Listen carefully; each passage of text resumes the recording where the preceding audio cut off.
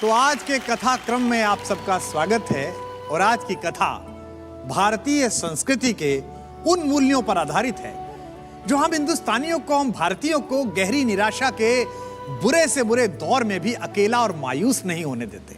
हमारी मान्यताओं में अवतारों की कथा ईश्वर के होने की गवाही है और ईश्वर की इस गवाही में इस पूरी मनुष्यता का विश्वास है। आज की कहानी मुश्किल दौर में सत्य के साथ खड़े होने वाली परम सत्ता के उस रूप के बारे में है जिसे हम वराह अवतार के नाम से जानते हैं। अच्छाई और बुराई के बीच का संघर्ष तो सदियों से चलता आ रहा है। आज से लाखों साल पहले भी पृथ्वी का यह संघर्ष आज ही की तरह निरंतर चल रहा था। हिरण्याक्ष नाम का एक दैत्य था। अपनी कुछ सिद्धियों के बल पर वो हर तरफ अत्याचार करने लगा। पृथ्वी हम सबकी माता है और माता अपने पुत्रों को परेशानी में देखकर अधीर हो जाती है। इस बार भी निरंतर बढ़ते हुए अधर्म के कारण माता पृथ्वी अत्यधिक अधीर हो गई। माता पृथ्वी ने श्री नारायण से प्रार्थना की कि पाप के इस बढ़ते बोझ से वो उन्हें मुक्त कराएं। हिरण्याक्ष को यह पता ही था कि वे अपनी सामान्य शक्ति से ज्यादा समय तक अत्याचार नहीं कर सकता, इसलिए उसने अब सर्वशक्तिमान बनने का इरादा कर लिया। घोर तप करने के बाद आखिर एक दिन ब्रह्मा जी ने प्रसन्न होकर उसे दर्शन दिए। उसने पूरी सृष्टि के स्वामी को सामने देखा और उसके अंदर का लोभ जागा और बोला, प्रभु मुझे एक ऐसा वरदान दीजिए कि मुझे कोई भी देवता, कोई मनुष्य अथवा पशु मुझे मार ना पाए। प्रभु तो सर्वज्ञ, वो आने वाला कल भी देख रहे थे, वो उसकी मंशा समझ गए। उन्होंने हिरण्याक्ष से कहा कि भाई जिन जिन प्राणियों से अजेय होना चाहता है उनकी एक लिस्ट बना के दे दे, सूची बना के। ऐसे में कहां देखता फिरूंगा कि कौन न मार पाए, कौन न मार पाए। लोभ से ग्रस्त हिरण्याक्ष ने तुरंत देवता, मनुष्य, पशु, पक्षियों की एक सूची बनाकर ब्रह्मा को दे दी। ब्रह्मा जी ने कहा, तथास्तु, इस सूची में सम्मिलित देवता, मनुष्य और पशु तुझे कभी पराजित नहीं कर पाएंगे, ये वरदान देता हूं। लेकिन जल्दबाजी में लोभी आदमी गलती करता है। हिरण्याक्ष इस जल्दबाजी में पशुओं की सूची में वराह का नाम डालना भूल गया। अहंकार के आकाश में बैठा हुआ हिरण्याक्ष कभी मनुष्यों को सताता तो कभी देवताओं को युद्ध के लिए ललकारता। अचानक एक दिन उसके मन में एक विचार आया। उसने सोचा कि देवताओं की सारी शक्ति तो पृथ्वी के बल पर ही है, तो पृथ्वी पर हो रहे अनुष्ठानों से ही देवताओं को शक्ति मिलती है। अगर वह पृथ्वी देवताओं से मैं छीन लूं तो देवता तो निश्चित रूप से बहुत कमजोर हो जाएंगे और मैं ताकतवर हो जाऊंगा। यह सोचकर उसने पृथ्वी पर ब्रह्मास्त्र चला दिया। ब्रह्मास्त्र ऐसा अस्त्र है जिसका वार कभी खाली नहीं जाता। उसके प्रयोग से पृथ्वी अपनी धुरी से हट गई। हर ओर हाहाकार मच गया।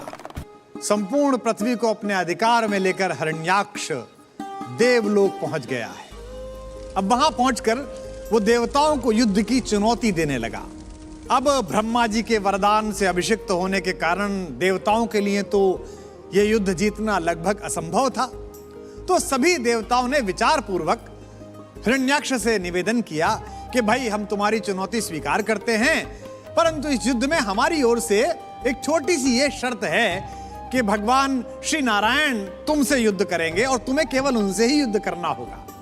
यह शर्त सुनकर दंभ से भरा हुआ हिरण्याक्ष और अधिक प्रसन्न हो गया। उसने सोचा कि अब तो युद्ध और भी सरल हो गया है। उधर भगवान विष्णु को जब इस बात की सूचना मिली तो वे तो सूची का वो छोटा सा छेद जानते थे जहां से मनुष्यता का प्रकाश आना था, और उन्होंने उस सूची से छुटे हुए वराह के रूप में स्वयं को प्रकट करने का संकल्प ले लिया।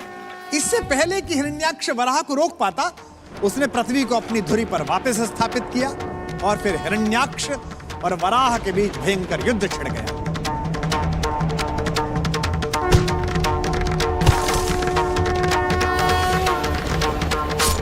युद्ध की समाप्ति पर हिरण्याक्ष मारा गया, सत्य की पुनः विजय हुई और असत्य पराजित हुआ। देखिए इस कथा का सार क्या है।